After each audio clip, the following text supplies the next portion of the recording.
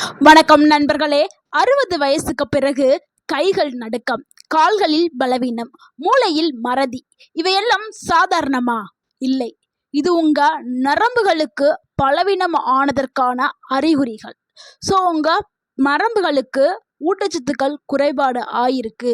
அதனால தான் இந்த மாதிரி உங்க உடல்ல பிரச்சனைகள் வருது அப்படின்னு நீங்க எடுத்துக்கிறணும். ஆனா இதுக்காக நீங்க கவலைப்பட வேண்டாம். இதுக்கு ஒரு நல்ல செய்தி இருக்கு. என்னன்னா, சரியான உணவுகளை நீங்க சாப்பிட்டா 60 வயதுலையும் நரம்புகளை 30 வயது போல பலமாக வைத்து கொள்ளலாம். அதுக்கு நம்ம சாப்பிடக்கூடிய உணவுகள் தான் முக்கியம். இன்னைக்கு நம்ம உணவே மருந்து அப்படிங்கிற கான்செப்ட்ல தான் இந்த ஒரு வீடியோ நம்ம போட்டிருக்கோம். உணவு மூலியமா நம்ம எல்லாத்தையுமே சரி பண்ணிடலாம். இதனால எந்த ஒரு பக்க விளைவும் இல்லை. இந்த வீடியோவில் நரம்புகள்லாம் ஸ்ட்ராங் ஆகக்கூடிய 7 அற்புதமான உணவுகளை தான் நம்ம பார்க்க போகிறோம். வீடியோவை ஸ்கிப் பண்ணாம ஃபுல்லாக பாருங்க. கண்டிப்பாக உங்கள் உடல் நலத்தில் முழுமையான ஆரோக்கியம் கிடைக்கும். நரம்புகள் ஏன் பலவீனம் ஆகிறது? அதற்கான காரணங்களை பத்தி நீங்க என்னைக்காவது யோசிச்சிருக்கீங்களா? இதுக்கு பல காரணங்கள் இருக்கு. காரணங்களை தெரிஞ்சாதான் அதுக்கேத்த மாதிரி உணவுகளை நம்ம எடுத்து சரி பண்ண முடியும். அதனாலதான் ஃபர்ஸ்ட் காரணங்களை நம்ம தெரிஞ்சுக்கிறணும். ஒண்ணு, வயது அதிகரிக்கிறதுனால நரம்புகள் பலவீனம் அடையும். ஏன்னா வயது ஆக ஆக உடல்ல சில மாற்றங்கள் ஏற்படும், ஊட்டச்சத்து குறைபாடு ஏற்படும். இதனால நரம்புகள் வேகமாவே பலவீனம் அடையும். அடுத்து விட்டமின் B12 குறைபாடு, அந்த ஊட்டச்சத்து உடம்புல இல்லாதப்ப நரம்புகள் பலவீனமாகும். அடுத்து சர்க்கரை நோய் இருந்தாலும் நரம்புகள் பலவீனமாகும். பிளட் சர்க்குலேஷன், அதாவது ரத்த ஓட்டம் குறைவாக இருக்கும் பொழுதும் நரம்புகள் பலவீனமாகும். அடுத்து முக்கியமான ஒரு பாயிண்ட் என்னன்னா, மன அழுத்தம் காரணமாகவும் நரம்புகள் பலவீனமாகும். இந்த நம்ம பார்த்தோம்ல, இந்த காரணங்கள்னால தான் நரம்புகள் பலவீனமாகுது. நரம்புகள் பலவீனம் ஆனா என்ன நடக்கும்னா, கை கால்கள்ல தூக்கமின்மை, அதாவது உணர்ச்சி இல்லாத ஒரு தன்மை ஏற்படும். அது இழுத்து பிடிக்குது அப்படின்னு சொல்லுவோம்ல, மரமரப்பு ஏற்படுறது, இந்த மாதிரிலாம் அடிக்கடி கை கால்கள்ல ஏற்படும். அந்த கூச்ச உணர்வின்மையே இருக்காது. அடுத்து நினைவாற்றல் குறைய ஆரம்பிக்கும். ஞாபக மறதி நிறைய வர ஆரம்பிச்சிடும். அடுத்து என்ன பேசுறோங்கிறத கூட மறந்துடுவாங்க சிலர் எல்லாம். சிலருக்கு வச்ச பொருள் எங்க வச்சோம் அப்படிங்கிற அந்த ஞாபகம் இருக்காது. இந்த பிரச்சனை எல்லாம் அடிக்கடி வர ஆரம்பிச்சிடும். அடுத்து நடக்கிறதுல பிரச்சனை வர ஆரம்பிச்சு, கால்களை ஒரு அடி கூட அவங்களால எடுத்து வைக்கவே முடியாது. அந்த அளவுக்கு நரம்புகள்ல பலவீனம் ஏற்படும்.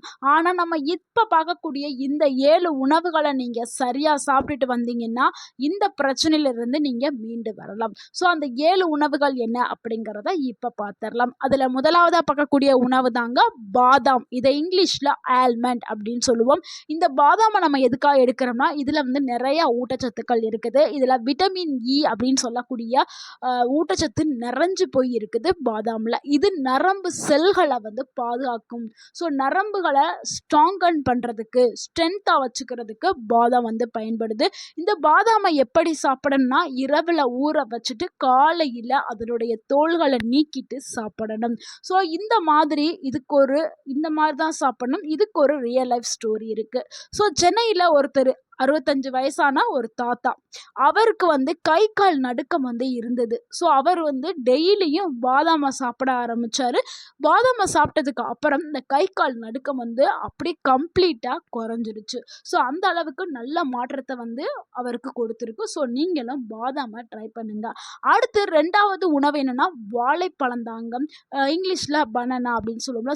எந்த வாழைப்பழமா இருந்தாலும் பரவாயில்ல, எல்லாருக்கும் டவுட் இருக்கும். செவ்வாழைப்பழம் சாப்பிட்றதா, இல்லை நாட்டு வாழைப்பழம், கற்பூர வாழைப்பழம், என்ன வாழைப்பழம் சாப்பிட்றது நிறைய பேருக்கு நிறைய டவுட் இருக்கும். உங்களுக்கு எந்த வாழைப்பழம் அவைலபிளாக இருக்குது, எது நல்லா சீப்பாக பெஸ்ட்டாக கிடைக்குதோ அந்த வாழைப்பழத்தை நீங்கள் எடுத்துக்கிறீங்க. ஏன்னா வாழைப்பழத்தில் பொட்டாசியம் அதிகமாக இருக்குது. எந்த வாழைப்பழத்தை எடுத்தாலும் பொட்டாசியம் இருக்கும். இந்த பொட்டாசியம் சத்து என்ன பண்ணுதுன்னா, நரம்பு சிக்னல்களை சரியாக அனுப்புறதுக்கு உதவி பண்ணுது. ஒரு நாளைக்கு ஒரு வாழைப்பழத்தை நீங்கள் தொடர்ந்து எடுத்துக்கிட்டு வந்தீங்கன்னா உங்களுடைய நரம்புகள் பாதுகாக்கப்படும். அடுத்து நம்ம 3வதா பார்க்கக்கூடிய உணவு என்னன்னா மீன் தாங்க. மீன்ல என்ன இருக்குன்னா ஒமேகா 3 ஃபேட்டி ஆசிட் இருக்குது. ஸோ எல்லா மீனும் இல்ல. நான் சொல்றது வந்து ஒமேகா 3 ஃபேட்டி ஆசிட் ரிச்சா இருக்கக்கூடிய மீன்கள் மட்டும் தான் எடுத்துக்கிறணும். ஸோ மீன் சொல்லிட்டாங்களே அப்படின்னு சொல்லிட்டு எல்லா மீனையும் வாங்காதீங்க. அது என்ன மீன்னா சால்மன் மீன் மற்றும் சார்டைன் மீன். ஸோ இந்த 2 மீன்லயும் வந்து ஒமேகா 3 ஃபேட்டி ஆசிட் இருக்குது. இது வந்து பிரெயின் உங்களுடைய மூளை செல்களையும் உங்களுடைய நரம்புகளையும் ஸ்ட்ராங் ஆக்குறதுக்கு உதவி பண்ணுது. ஸோ இந்த மீன்களை கண்டிப்பாக எடுத்துக்கிறேங்க.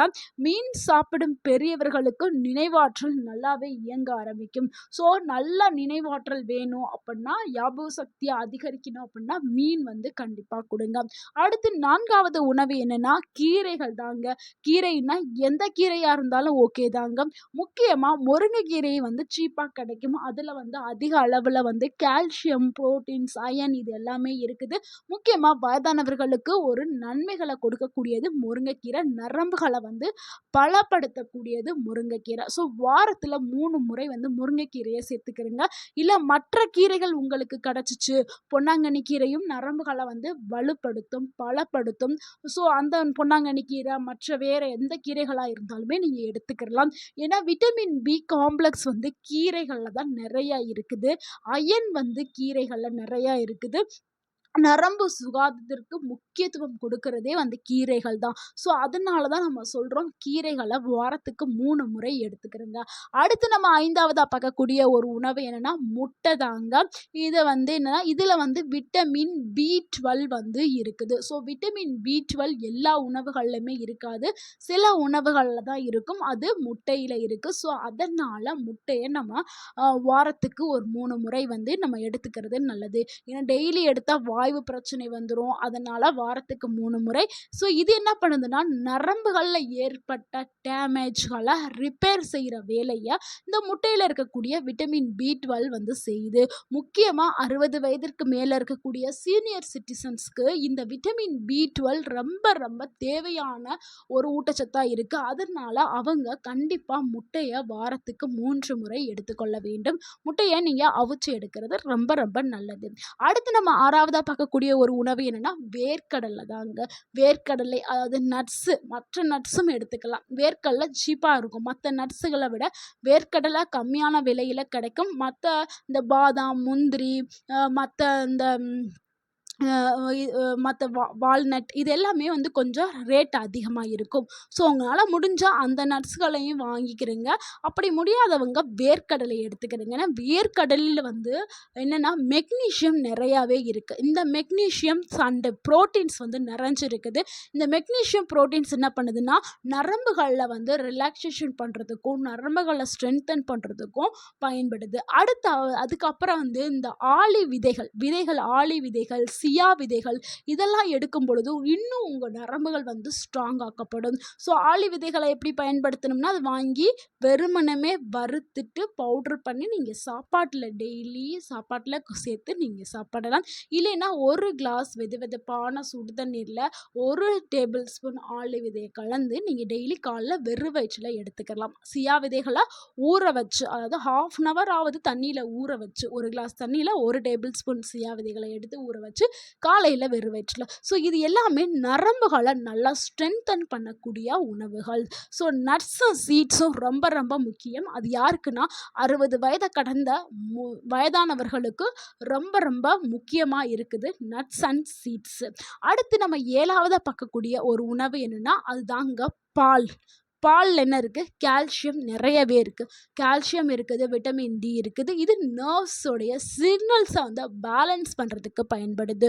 ஸோ டெய்லியும் 1 கப்பு பாலை வந்து நீங்கள் எடுத்துக்கிட்டிங்கன்னா அது நரம்புகளை அமைதியாக வச்சுக்கிறதுக்கு பயன்படும். ஸோ டெய்லி நீங்கள் தூங்க போகிறதுக்கு முன்னாடி 1 கப்பு பால் அதில் 1 சிட்டிகை மஞ்சள் தூள் நீங்கள் கலந்து நீங்கள் பாலை குடிச்சிங்க.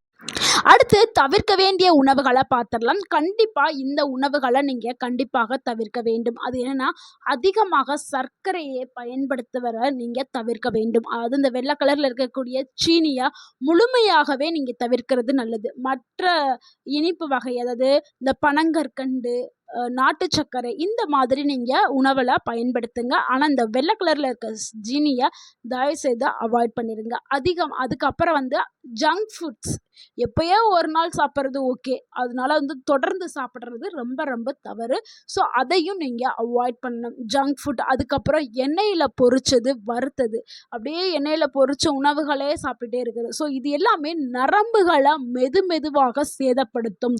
ஸோ அதிகமான சர்க்கரை, ஜங்க் ஃபுட், எண்ணெயில் பொரிச்ச உணவுகளை அடுத்து இது கூடவே நீங்கள் ஃபாலோ பண்ண வேண்டிய சில ஹெல்த் டிப்ஸ்களை கொடுக்குறேன். இதையும் நீங்கள் சேர்த்து ஃபாலோ பண்ணிங்கன்னா உங்களுக்கு ரெட்டிப்பு பலன்கள் கிடைக்கும். தினமும் நீங்கள் 30 நிமிஷம் வந்து நடைப்பயிற்சி இல்லைன்னா வேறு ஏதாவது ஒரு எக்ஸசைஸ் வந்து கண்டிப்பாக பண்ணணும். அடுத்து யோகா இல்லை மூச்சு பயிற்சி இந்த மாதிரி பண்ணலாம். அடுத்து நல்லா தூங்கணும். ஒரு நாளைக்கு 7லேருந்து 8 மணி நேரம் நைட்டில் கண்டிப்பாக தூங்கணும். அப்போ தான் உங்கள் உடல் வந்து ஆரோக்கியமாக்கப்படும். அடுத்து நல்லா தண்ணி, ஒரு நாளைக்கு தேவையான 2.5லேருந்து 3 லிட்டர் தண்ணி கண்டிப்பாக அவசியமாக நீங்கள் எடுத்துக்கிறணும். ஸோ இந்த டிப்ஸ் எல்லாத்தையும் கண்டிப்பாக ஃபாலோ பண்ணுங்கள். அடுத்து விட்டமின் டிக்காக சூரிய ஒளியில் ஒரு 10 நிமிஷம் சும்மா உட்காந்துருங்க, இல்லைன்னா நடங்க. ஸோ அந்த மாதிரி உட்காந்திங்கன்னா உங்களுக்கு ஆட்டோமேட்டிக்காக விட்டமின் டி உங்கள் உடலுக்கு கிடைக்க ஆரம்பிக்கும். நம்ம பார்த்த 7 உணவுகளையும் இப்போ சொன்ன ஹெல்த் டிப்ஸையும் நீங்கள் ஃபாலோ பண்ணிட்டு வந்தீங்கன்னா உங்களுடைய நரம்புகள் பலமாக்கப்படும், நினைவாற்றல் அதிகரிக்கப்படும், உங்களுடைய உடல் இளமையாக இருக்கும். 60 வயதுலையும் 30 வயது மாதிரி ஃபீல் பண்ணலாம். ஸோ இந்த வீடியோ உங்களுக்கு பயனுள்ளதாக இருந்திருந்தால் இந்த வீடியோக்கு ஒரு லைக் பண்ணுங்கள். இந்த வீடியோவை உங்களுடைய ஃப்ரெண்ட்ஸ் அண்ட் ஃபேமிலிக்கு ஷேர் பண்ணுங்கள். மறக்காமல் கமெண்ட் பண்ணுங்கள். மறக்காமல் எங்கள் சேனலை சப்ஸ்கிரைப் பண்ணுங்கள், சப்போர்ட் பண்ணுங்கள். தேங்க்யூ ஃபார் வாட்சிங்.